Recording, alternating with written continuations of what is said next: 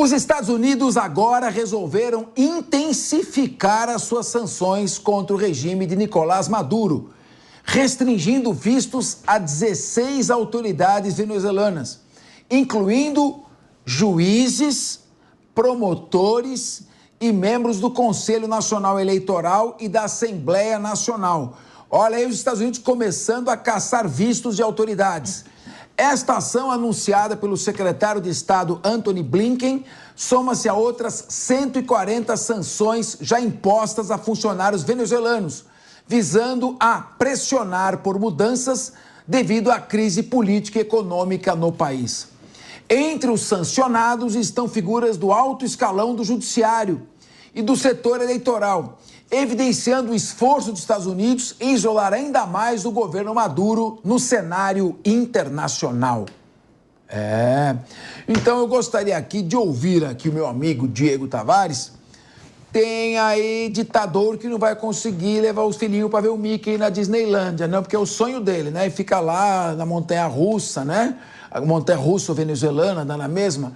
O que você acha? Qual a sua avaliação sobre esta posição mais dura do governo com relação a essas autoridades? Gostei, porque não foi sanção econômica, às vezes pune a população, né? Olha, Capês, eu só discordo dessa releitura que você fez do termo montanha-russa, porque a montanha-russa, ela desce e depois ela sobe, né? A montanha venezuelana, ao que parece, é um buraco sem fundo em queda livre. Seria mais parecido com aqueles elevadores lá que despencam lá de cima e só para mesmo quando chega no fundo. Mas a respeito das sanções, nós sabemos que muitas vezes as sanções não são uma ferramenta eficiente, porque fragilizam mais ainda a população que já está em situação de miséria, no caso da Venezuela, e pouco atingem as elites, né? A classe política dominante, quem apoia o regime ditatorial em si. Nesse caso, é uma sanção interessante, proibindo de fato que as únicas pessoas que têm acesso hoje na Venezuela ao turismo norte-americano, por exemplo, que são de fato esses membros da elite do funcionalismo público venezuelano, consigam aí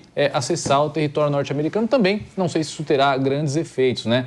Como a Maria de Carli bem disse aqui, enquanto a Venezuela tiver o apoio de regimes como o regime russo, como o regime chinês, infelizmente as sanções norte-americanas surtirão poucos efeitos. De outro lado, também não tem muito além disso que possa ser feito. Não condiz com os valores das democracias, principalmente as democracias ocidentais, uma intervenção militar em território venezuelano, por exemplo, que seria uma opção à questão das sanções, depor o regime de Nicolás Maduro pela força. Agora, se nós fizermos um exame histórico, nunca por intermédio de ferramentas democráticas um regime ditatorial caiu. Então, a novela venezuelana parece que não vai, de fato, ter um fim próximo. O que a gente observa por lá é que, com a saída de Edmundo Gonzalez, a oposição que está nas ruas passa a se amenizar. Não dá para manter gente nas ruas por tanto tempo, sofrendo repressão violenta do Estado, já com a presença do opositor. Com o opositor tendo deixado o país, as pessoas tendem a acalmar os ânimos por lá e Maduro, de fato, vai acabar se solidificando no poder na Venezuela, enfim. Só que agora está muito claro para o mundo todo, já estava claro para muitas pessoas que a Venezuela era uma ditadura, não era um país democrático. Acho que hoje esse pano está passado,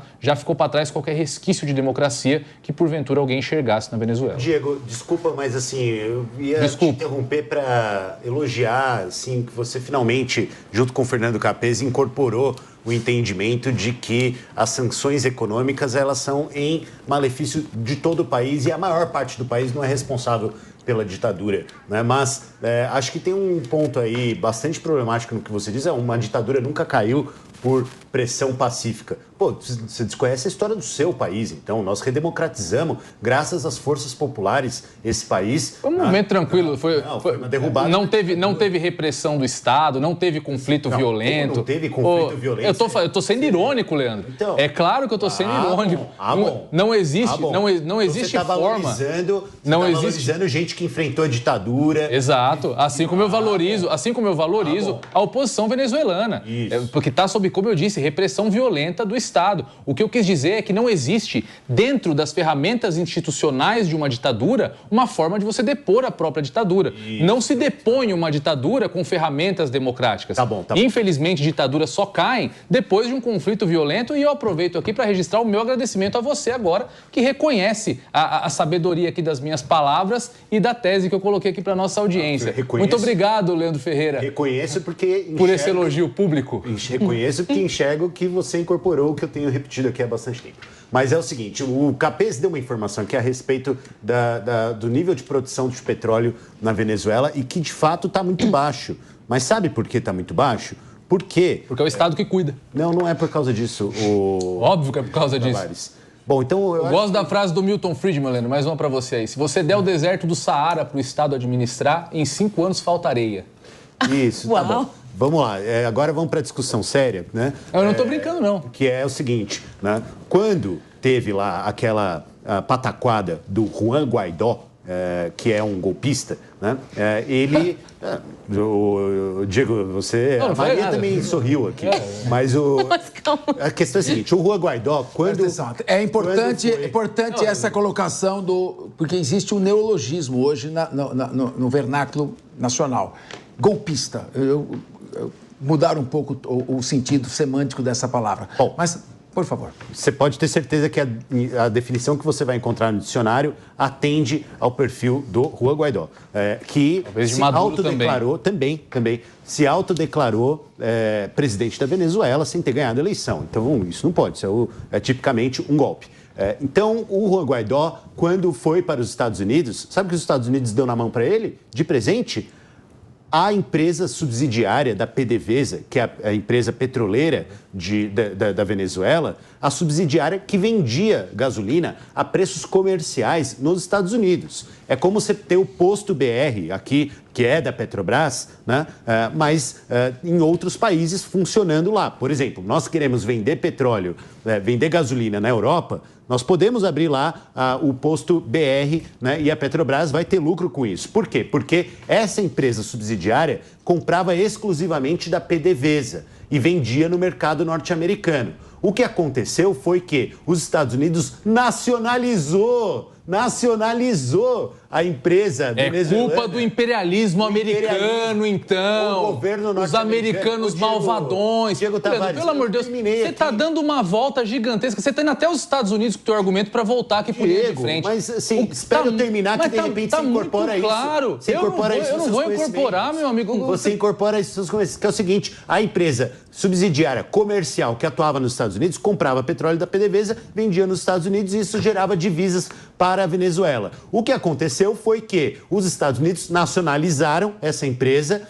venderam essa empresa no mercado com a cláusula de colocar o Juan Guaidó como presidente. Qual foi a primeira ação dele? Deixar de comprar petróleo da PDVSA. E é isso, Capês, que derrubou a produção de petróleo na Venezuela e não a eficiência da empresa estatal responsável pela exploração de petróleo. Eu acho muito curioso que sempre que nós vamos tentar encontrar as raízes dos gravíssimos problemas sociais que os regimes de esquerda causam ao redor do mundo, em algum momento a gente chega no tal do imperialismo norte-americano. A culpa nunca é do ditador, porque o capital do presidente, Diego. do absolutista local que está destruindo, que está fazendo populismo por um certo período de tempo, como fez Hugo Chávez na Venezuela, gastando muito sem ter o dinheiro para isso, gastando muito mais do que aquilo que o país arrecadava, e a irresponsabilidade por essa conduta sempre sobra para o tal do imperialismo norte-americano. Está muito claro o que aconteceu. Leandro, eu volto a trazer alguns dados aqui. Quando Hugo Chávez assumiu o poder na Venezuela, a Venezuela tinha 30% de desemprego. Tinha 8% de desemprego. A Venezuela, 30% de desemprego. A Venezuela, alguns anos antes, era o 4º país mais rico do mundo. Claro que existia uma certa quantidade de pobreza no país, como existe hoje na Islândia. Uma certa quantidade. Como existe hoje nos países mais ricos do mundo. O que aconteceu é que na Venezuela se igualou a pobreza. O regime de esquerda de Hugo Chávez e de Nicolás Maduro nivelou todo mundo, acabou com a desigualdade social, nivelando todo mundo no fundo do poço. E é isso que vocês de esquerda, Leandro, relutam em admitir. De novo, a culpa é sempre a bola pra frente do para não estragar a imperialismo sexta-feira do pessoal com esse monte de bobeira que você está falando. Vamos lá, gente.